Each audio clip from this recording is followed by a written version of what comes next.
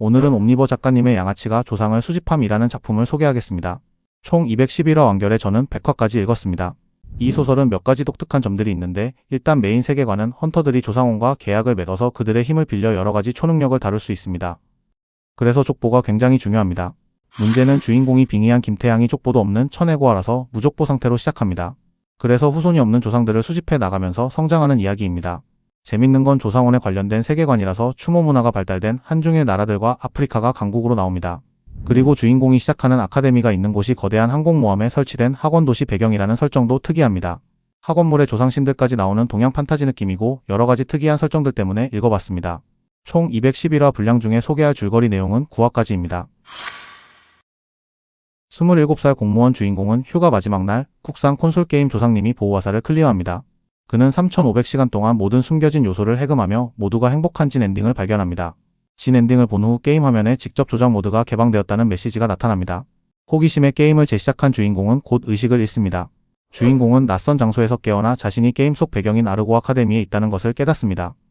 그는 어린 소년의 몸으로 변해 있으며 자신의 정체가 엑스트라 캐릭터 김태양임을 확인합니다.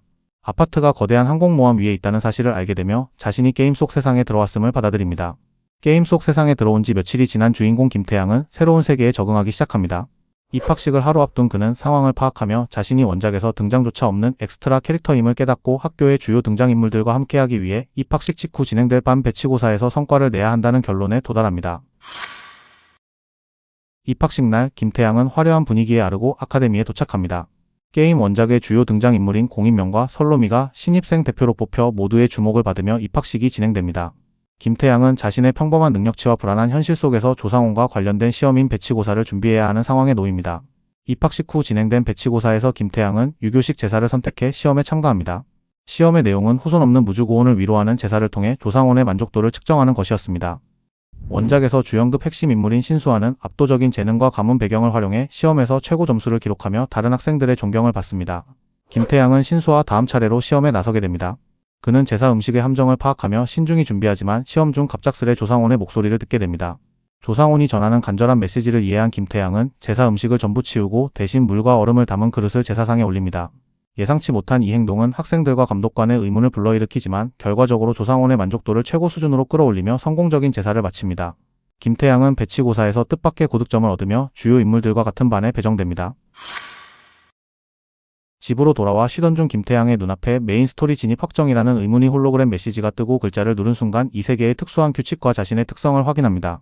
김태양의 특성 중 하나인 무족보는 그가 제한 없이 조상원과 계약을 맺을 수 있는 능력을 부여하지만 현재 계약 가능한 조상원의 수가 0이라 걱정에 빠집니다. 그러나 도전 과제를 통해 시스템상 보상을 받으며 계약 가능 숫자가 1로 증가합니다. 김태양은 이 기회를 놓치지 않고 강력한 조상원을 찾기 위해 골동품점을 방문해 지팡이에 숨겨진 조상원을 불러내고 과거 악명을 떨쳤던 궤도 그자비의 딸 젬마와 계약합니다.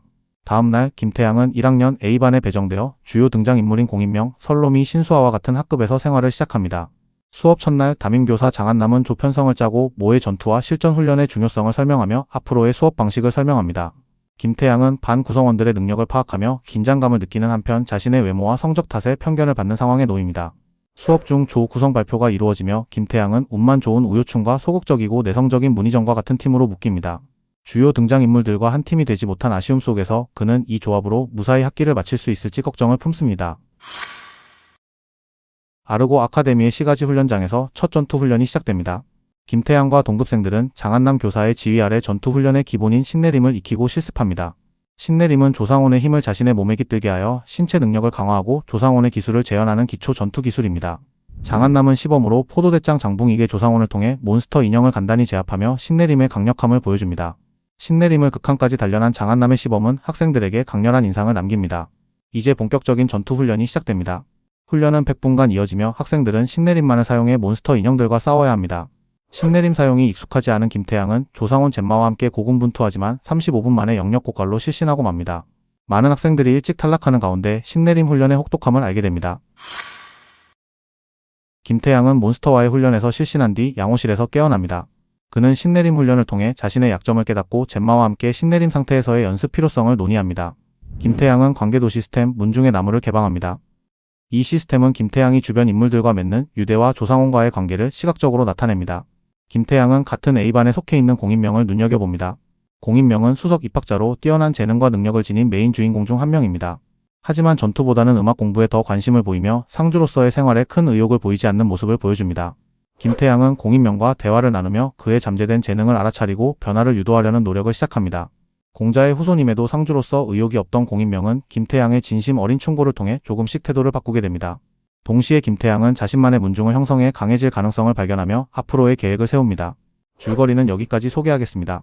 주인공 김태양이 속한 A반은 아르고 아카데미에서 뛰어난 신입생들만 모이는 최상위 반으로 김태양과 공인명 외에도 신수와 설로미 등 주요 등장인물들이 속해 있어 사건과 갈등이 자주 발생하는 중심 무대입니다.